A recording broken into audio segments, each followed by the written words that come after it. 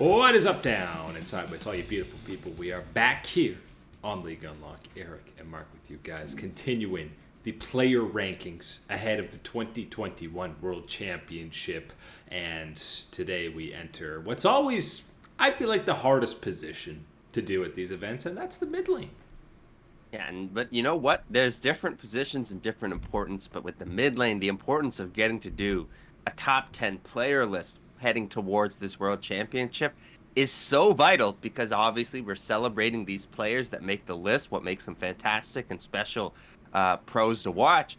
But of course, we've got that top 20 player list looming, and we just can't put 10 mid laners on that list. Got to give respect over to other positions as well.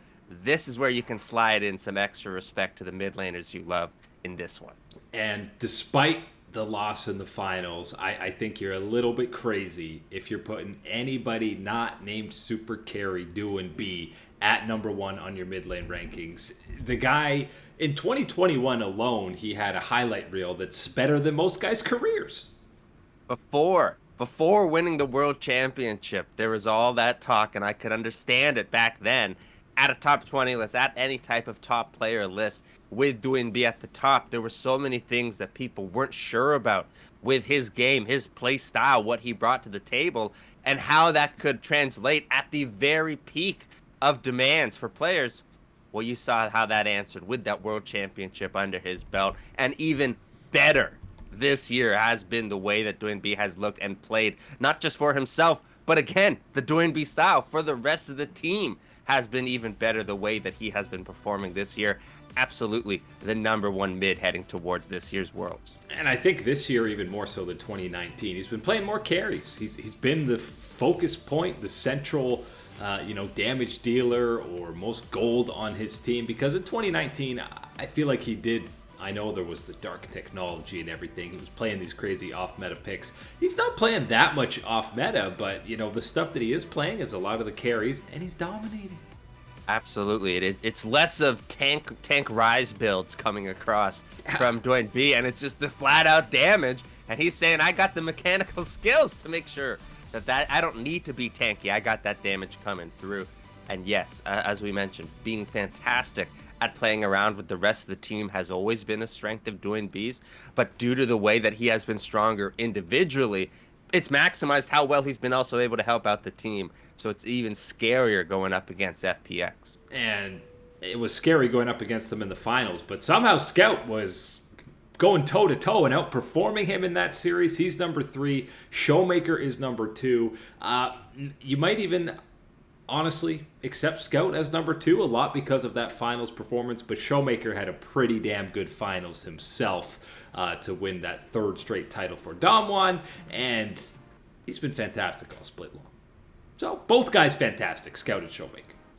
Yeah, elite difference makers is what Scout and Showmaker are. Doesn't matter what team you put them on, they perform that way, but you put them on the squads that they're with right now, and they are clearly the captains as far as performance and what they can bring to the table. You saw that at the finals for Scout, clutching it up and out-dueling Doing B, the guy that we just gave all that praise to. Yeah, Scout was able to get the best of him in that finals. And yes, Showmaker, we're gonna get to talk about the incredible pedigree of mid laners coming from the LCK for this event. Nobody tops them than Showmaker at the very top of this one. And, I mean, after these top 3 is when it starts getting ridiculous, because at 4, you're talking about Chovy. Fourth, this guy at times has been the best mid laner in the world.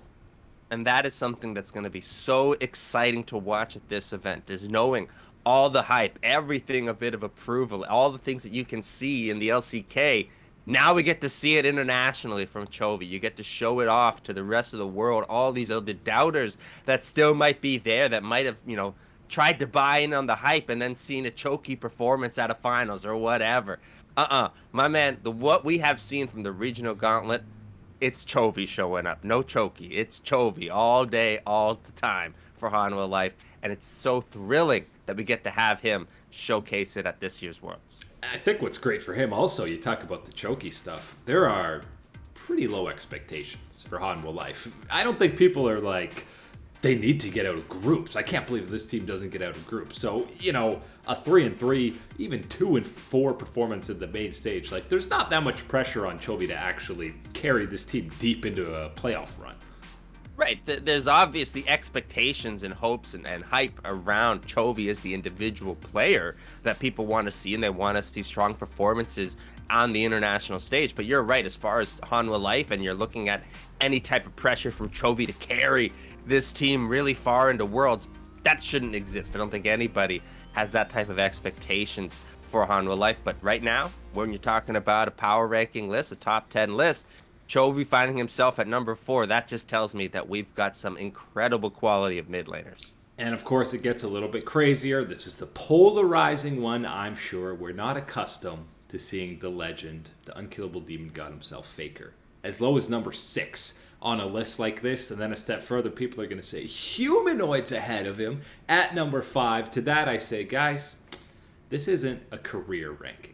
This is 2021. This is leading into the World Championship. And if you're going to look me in the eyes and tell me that Faker has been better throughout 2021 summer than Humanoid, I got to walk away. That's it. I got to walk away.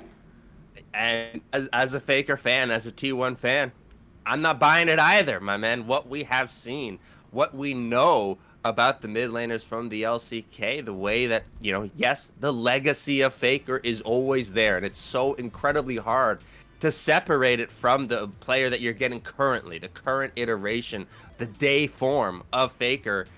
That's the hard thing, I think, for a lot of people. But when you do examine the games, you look at the positives, a lot of the positives, and some of the negatives, you have to be putting Faker in this spot on the power ranking list. And deservedly so is Humanoid ahead of him from what we have seen, the way that he has excelled, the way that he has pushed the Mad Lions to that next level, to that elite level.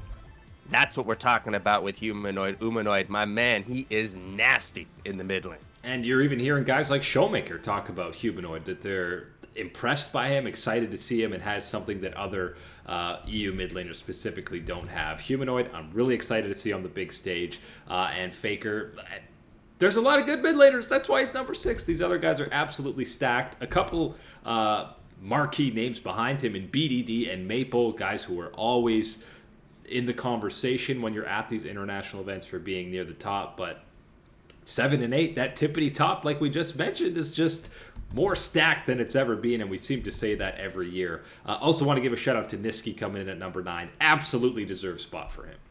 Yeah, big time deserved spot for Niski, and I think a year that a lot of people have started to finally put some more respect towards Niski's name. I don't think he got enough during his time on Cloud9 and what, importance he played in the success and turnarounds that they had at times for that roster.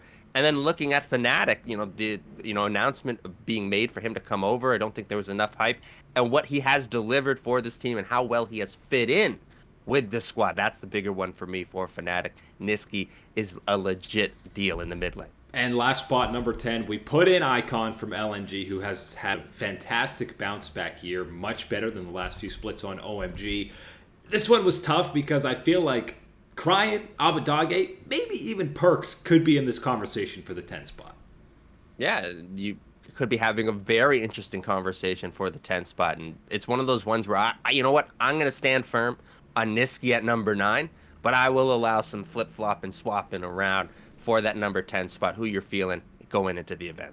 Because there's a lot of talented guys who either under or overperformed when those playoffs did roll around in the mid lane.